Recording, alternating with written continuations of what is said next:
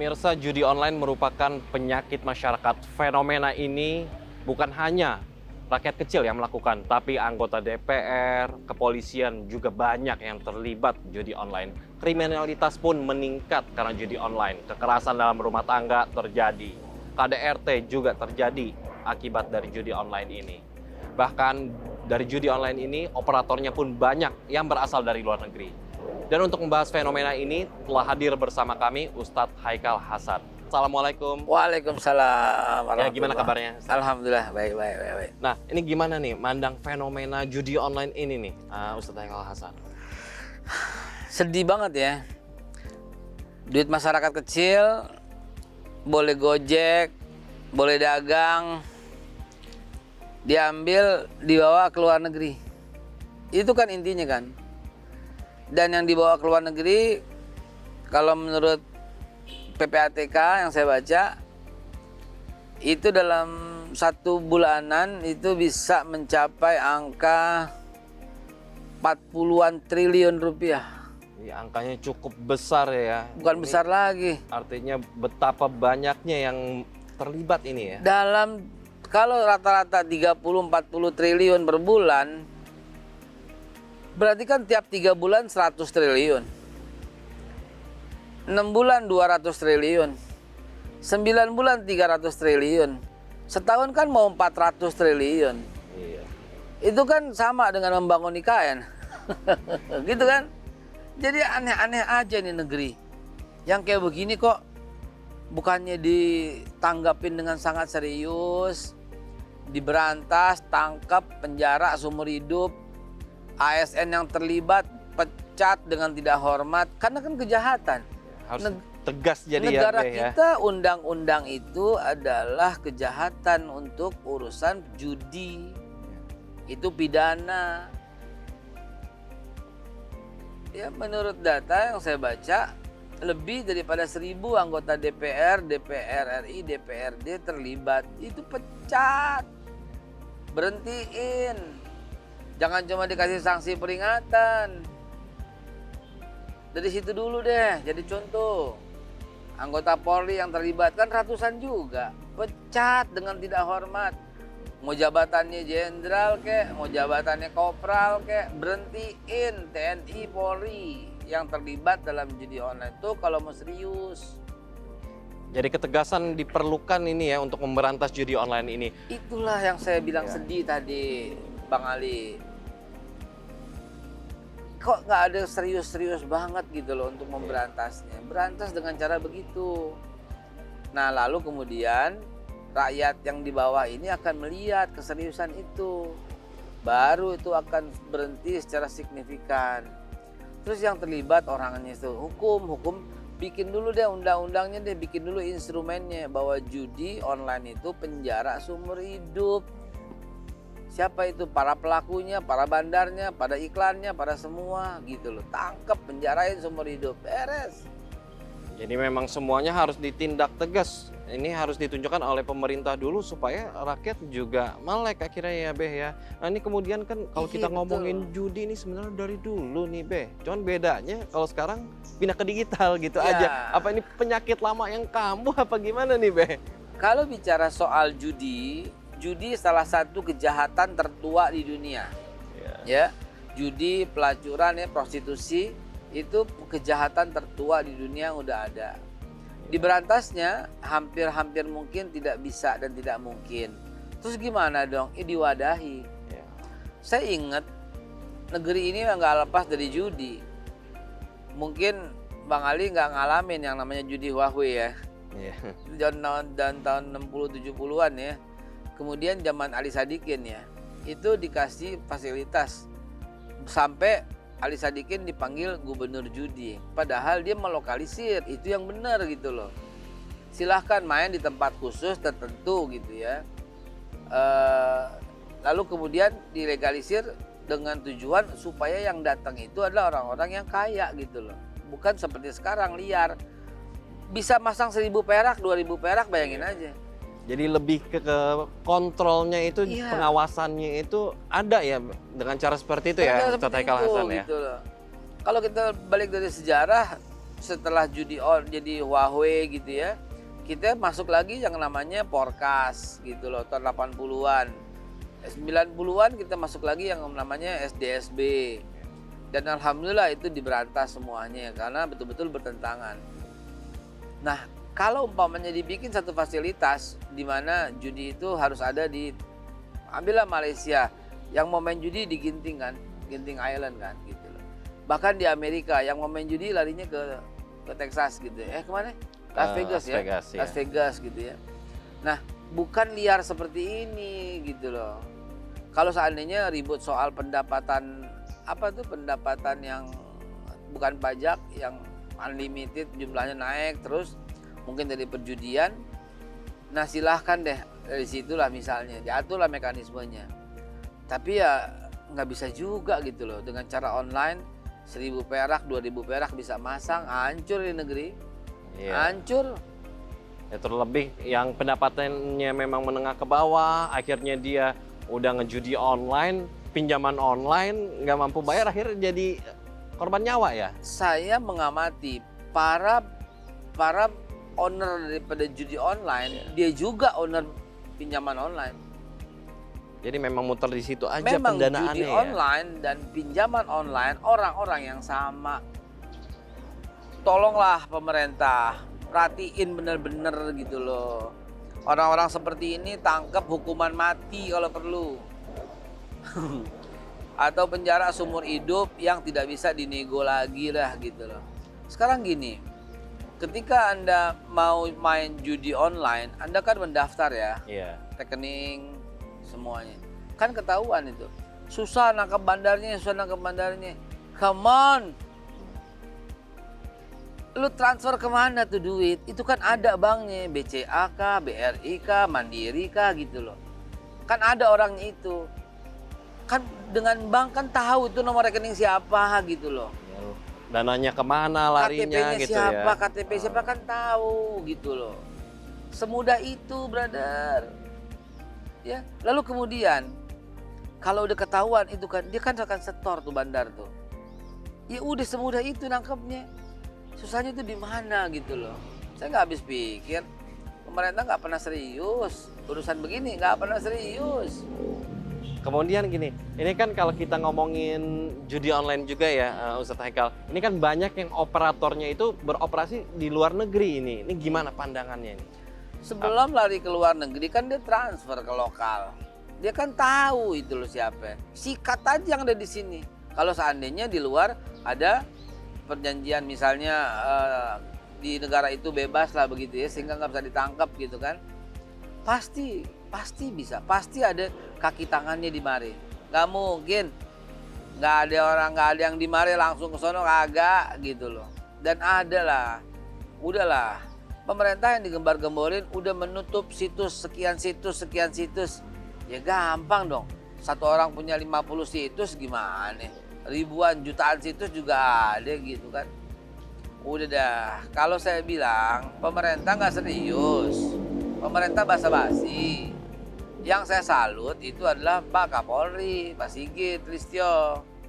Pak Listio Sigit itu dengan sangat serius akan memecat ya top dukung ya Pak Kapolri, pecat semua anggota Polri yang terlibat dalam judi online dan pinjaman online. Setuju Pak, pecat. Angkat topi saya buat Pak Kapolri kita. Begitu juga Menkominfo nih yang lagi marak juga nih ya. Iya. Sebelumnya saya angkat topi juga tuh, sohib gue tuh, Mas Budiari. Ya, untuk berantas judi online di zaman Menkominfo dia kan paling gentol juga gitu ya. Tahu-tahu ada kasus begini. Jangan-jangan gue nggak tahu dah. Ya, memang artinya butuh ketegasan ini buat memberantas judi online yang udah jadi penyakit masyarakat ini ya, Ustadz Haikal Hasan. Betul Nah, ini kan juga nih dari catatan PPATK. Ini bukan rakyat kecil aja yang main, DPR main, polisi juga terlibat judi online. Ini apakah memang mental rakyat kita atau gimana ini? Pertama, itu memang mental dan tergiur. Ya, mental kan mirip dengan kebodohan ya. Udah tahu lu nggak bakal menang, udah tahu lu nggak bakal bangkrut, tapi lu kerjain juga. Itu mental yang kedua. Dan kemudian tadi kepotong soal angkat topi saya untuk Pak Kapolri, DPR begitu juga dong, Dewan Iya. Kehormatannya. Setiap anggota DPR yang terlibat pecat. Setiap anggota DPRD yang terlibat pecat dengan tidak hormat gitu loh. Bagaimana pelakunya juga dia juga, kan kacau. Yang buat undang-undang dia, yang menegakkan hukum dia juga pelakunya. Nah kalau kayak begini, seperti yang Bang Ali bilang tadi secara tersirat, ini seperti lingkaran setan. Iya. Bang Budi Ari, ente mau nutup semua situs juga, sebentar juga timbul lagi. Ente mau nutup situs, wah elah sebentar hidup lagi. Dan kemudian kaki tangan orang yang di luar negeri itu loh, yang mesti ditelusurin. Gampang kok. Dan tadi mumpung Bang Ali nyinggung soal pinjaman online, ketika Anda mendaftar ke judi online, kan Anda kan datanya ada tuh, nama, alamat, KTP ada kan ya. Udah kan dia main kan. Dia tahu kan ketika duitnya habis kan. Wah ini anak nggak masang-masang lagi nih. Ini nggak masang-masang lagi, duitnya habis nih. Ditelepon, ditawarin pinjaman online. Orang yang sama, sadis kan. Jadi jatuhnya kayak meres rakyat ya. Meres, rakyat kita diperes. Bayangin aja, itu yang terdeteksi oleh PPATK 100 triliun dalam 2-3 bulan terakhir. Kalau yang nggak terdeteksi, kan bisa jadi 10% doang yang terdeteksi kan. Bisa jadi, kalau saya bilang sih, 1 bulan sih nembus 400-500 triliun per bulan gitu. Pasti angkanya jauh lebih besar yang tidak terdeteksi ya. Of course, pasti Bang Ali. Nah terus kalau udah kayak begini, pemerintah masih juga itu dengan basa-basinya. Nggak benar gue bilang sih. Pandangan saya biar gampangnya nih ya, ketika kita memberantas anak-anak di pojokan yang minum minuman keras. Setiap itu diberantas, muncul lagi dong. Iya. Berantas muncul lagi. Kenapa? Karena pabriknya terus supply. Itu dia, pabriknya terus supply minuman keras. Itu sebabnya berantakan. Begitu juga judi online ini. Kenapa jadi berantakan kayak begini? Karena yang ditutup hanya situs. Yang ditutup situs. Situs itu user. Iya. Pemainnya korban. Pelakunya itu dia yang nggak ditangkap-tangkap sampai sekarang. Caranya kerjasama dengan bank. Gini aja deh, Bang Ali sekarang daftar deh. Pasti Bang Ali suruh store duit kan? Iya. Store-nya kemana? Ya pasti melalui ini ya, bank ya, karena kan bentuknya digital. Manusia itu yang ditangkap. Manusia itu yang ditelusurin. Dia bakal store kemana? Jadi memang harus ada kolaborasi ini antar instansi untuk mengungkap ini ya. That's it. Itu Jadi yang saya maksud. memang balik lagi keseriusan antar instansi nih, mau kolaborasi nggak buat mengungkap fenomena ini. Presiden Jokowi udah bikin yang namanya petugas khusus yang namanya apa tuh? Satgas judi online Satgas itu. judi online. Udah bikin, jadi artinya ada tanda-tanda keseriusan daripada presiden. Tapi kalau aparatnya kagak, kalau cuma dibikin satgas tanpa bisa kekuasaan, sekarang kuasanya satgas apa? Lapor Pak, ada judi online gitu doang. Iya. Yang nutup siapa? Yang nangkep siapa? Yang gerebek siapa? Gerebek dari pinjaman online. Di sana Anda akan temukan judi online. Camkan ini. Gerebek semua yang namanya pinjaman online. Mau legal kek, nggak legal kek, masa bodoh. Iya. Ada judi online di dalamnya. Jadi bukan cuma pembentukan satgas. Oke lah, itu sebuah keseriusan. Tapi berapa persen tingkat keseriusannya? Ajak polisi, ajak TNI, ajak Kominfo, ajak PPATK, ajak semua yang terlibat itu semua. Duduk bersama, ambil keputusan. Polri, pecat semua anggota yang terlibat. Dewan Kehormatan, pecat semua DPR RI yang terlibat. ASN teken setiap menterinya wajib pecat semua yang terlibat. Mau eselon 1, 2, 3, 4 terserah, pecat semuanya. Begini cara serius. Jadi untuk memberantasnya memang harus ada kolaborasi antar instansi yang serius ini. Jadi biar benar-benar habis semua nih ya Ustadz Haikal. Nah kemudian kalau kita ngomongin judi online ini kan pasti kuncinya di Kominfo ini. Nah, apakah perlu ada penguatan digital atau gimana nih dari Udah pandangan? dah, Kominfo kita belum canggih. Belum canggih. Dari kemarin kan kita tahu kan jebolnya itu kan. Belum canggih, belum mumpuni. Ya harusnya yang direkrut baik menteri maupun staf-staf menteri semuanya orang informatika dong. Jadi ya memang berkapasitas di bidangnya Iya dong, ya. berkapasitas di bidangnya. Rekrut tuh hacker-hacker muda gitu loh. Jadikan dia ASN bemper-bemper untuk ketahanan itu loh. Ya.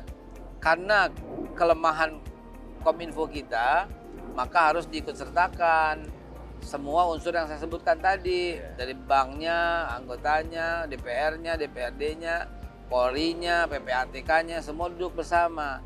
Kuatkan lagi dengan undang-undang. Menteri-menteri wajib teken siapapun yang terlibat di bawahannya tuh staf-stafnya itu ASN tuh pecat. Paling takut dah kalau orang kehilangan pendaringan, kalau orang Betawi bilang nggak bisa, kalau kompor nggak ngebul paling takut dah gitu. Pecat dengan tidak hormat, putuskan uang pensiun, bodo amat, ntar akan berhenti. Ya memang harus dibuat undang-undangnya supaya memang jelas juga arahnya kemana nanti ya. Yes. Di hukumnya gimana, terus juga penyelesaiannya gimana, nggak yang seperti sekarang masih ngambang ya. Betul sekali.